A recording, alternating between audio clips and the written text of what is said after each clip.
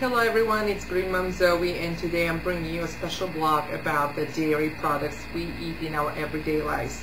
Not me personally, but I know a lot of you out there are still eating dairy and you still have millions of reasons to say why you cannot get it out of your diet, but I'm going to show you why you should start reconsidering removing dairy, and there will be tons of evidence, tons of good data. So it's not going to be just opinion-based, but it's going to be very much fact-based blog and a video. Ever since we were little kids, we're always encouraged by the media, by society, teachers, parents, to drink our milk so we can have strong bones. It's just like this huge myth that has been perpetrating our culture, that we are buying it as if it's a truth today, and actually it's not. It's more marketing scheme than actual health claim. Lactose intolerance is caused by lacking enzyme called lactase, which breaks down dairy in our systems. It's estimated that about 50 million Americans are lactose intolerant. And if you break it down by ethnicity, you will find out that African Americans are about 80% lactose intolerant, Asians are about 90%, and then Caucasians or Europeans are a little less lactose intolerant. So most people don't have that enzyme. So unless you're taking it separately in a supplement form, a lot of people, especially children, young children whose bodies are still developing, would be lactose intolerant. The next reason is the protein casein that is found in cow's milk again. And what casein does, it has adverse effect on how our cells react to carcinogens. So when you present certain carcinogens in our body and you are consuming high casein diet, which is based in dairy products, then you're susceptible in developing cancer at much higher rate than someone that consumes low casein diet or does not consume dairy at all.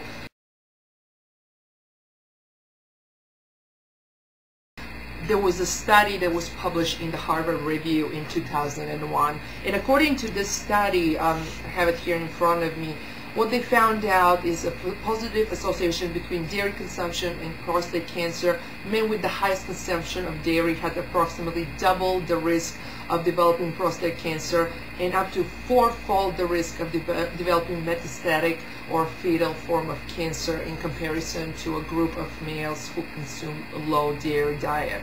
If you are a male, or if you have a male in your family, which all of us do, whether it's a husband, father, a son, a sibling, just make sure you bring this information to them, because it's a very strong correlation. Animal protein in cows, it's a highly acidic food. So our body does not like to be in acidic state. So what happens is, like, when you have too much acid, it takes a lot of calcium to counteract this acid. So where does the body get it from? It gets it from our bones and from our teeth.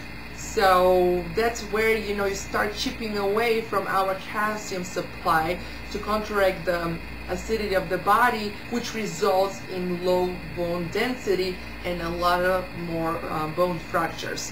And actually they discovered that the countries where they have the most osteoporosis rates were countries that had the highest dairy consumption. United States #1, some countries in Europe #2, and New Zealand and Australia #3. So think about that, whether drinking milk will really decrease your chances of osteoporosis, or would it increase it.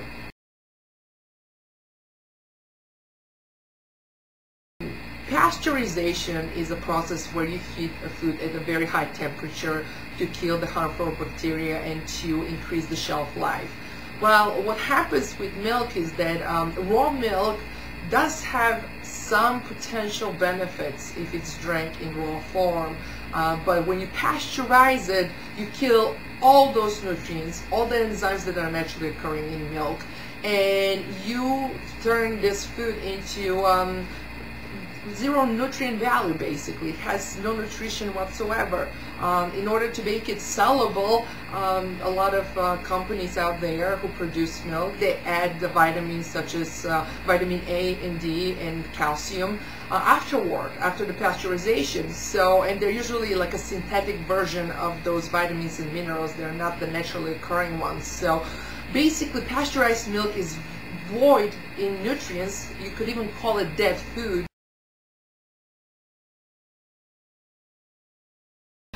Basically, a lot of farmers, to meet the demand for milk, they inject their cows with hormones in order to produce more milk, more volume of milk.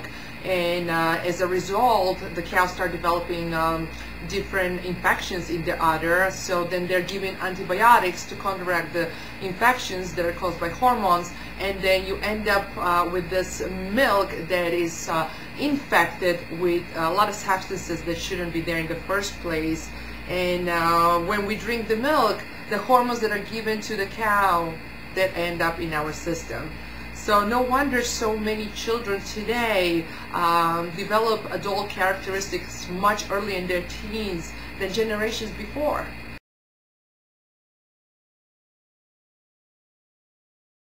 Milk is also the most mycotoxic food we can consume.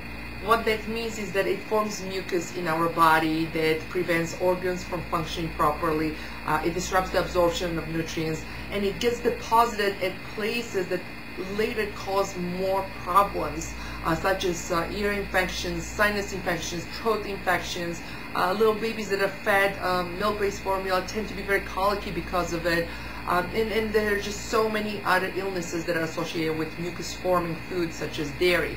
Cows are fed stored grains that tend to become infected by mold.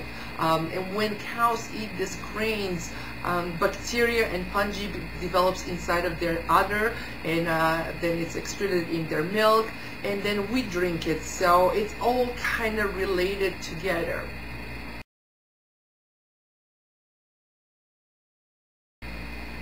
Last but not least, dairy is a highly acid-forming food. And according to the book The pH Miracle by Dr. Robert Young, it takes 20 glasses of something alkaline to neutralize just 1 cup of dairy. Now imagine that ratio. You have 1 glass of milk that causes your body to become so acidic, and in order for you to counteract it or reverse this damage, you have to drink 20 glasses of something that's highly alkaline, for example, green juice. That is not normal. And also when our body becomes more acidic, it's more prone to illnesses, infections, and diseases. So we always want to keep some kind of a balance between acid and alkaline. So we have to start watching how much dairy and animal products in general you consume in your diet.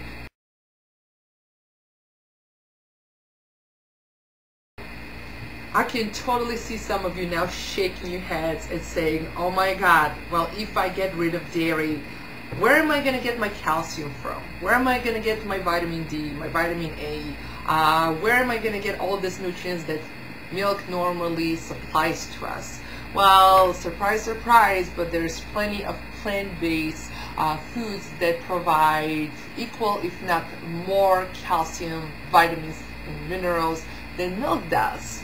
So the number one food group that has high calcium in it is dark leafy green vegetables, such as kale, spinach, Swiss chard, collard. Broccoli also has a lot of calcium.